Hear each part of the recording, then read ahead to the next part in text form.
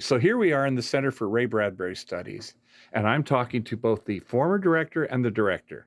Something tells me, though, that you two guys are together with one title uniting them both, I think. So let's start with Jason Ackerman as the current director. Mhm. What qualified you to be the director? And I'm going to ask John the same thing. But in your mind, what has qualified you to be the director of this institution? First and foremost, 4 years of working very closely with John in an almost apprentice-like role. And you met him how? I took a class with him. In spring of 2014, I was in a children's lit course. And the class was? Children's lit, L666, children's literature.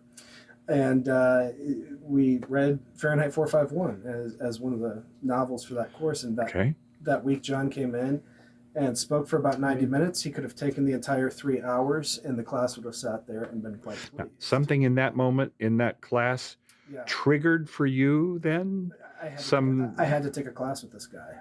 Yeah, and I did. A year later, I took a professional scholarship in literature.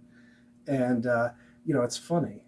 I was sitting around a conference table, and we had taken a break, and John looked at me and said, "What do you want to do? Why are you getting this degree?" And I looked him in the eye and said, "I want your job." And, I was being cheeky, chancellor's professor here. And he just laughed and said, "In about 3 years, you can have my job. Did it take? I'm going to retire." Did it take a crash course in reading Bradbury, though? And that's a lot of catching up to do. Absolutely, I did. Well, Bradbury's been with me for a long time.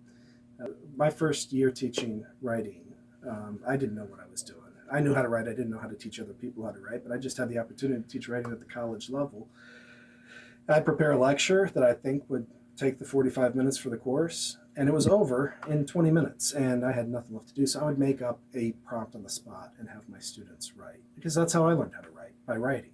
And that's the way it goes. I needed, after about 6 weeks, I needed some sort of validation. So I consulted Dr. YouTube to look for writing advice, and there was this perfect clip, Ray Bradbury giving an interview, and he's talking about how he wrote every day for 10 years and finally wrote The Lake and felt like he'd written something beautiful.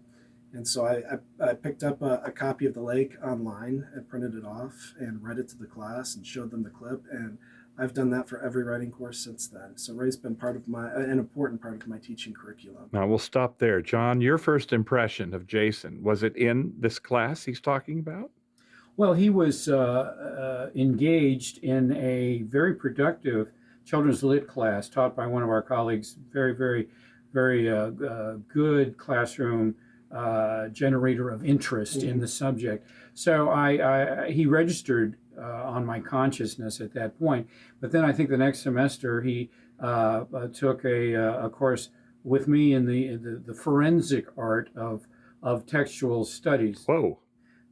Which is, since we were already producing the collected stories of Ray Bradbury in a scholarly edition format, that is examining all the forms of a Ray Bradbury text to discover how it evolved from his unmediated hand through press work, publication, editorial impositions, and then in Ray Bradbury's case, which is very high level of authorial re-revision after publication, you have to take all that and decide what you want to do with it.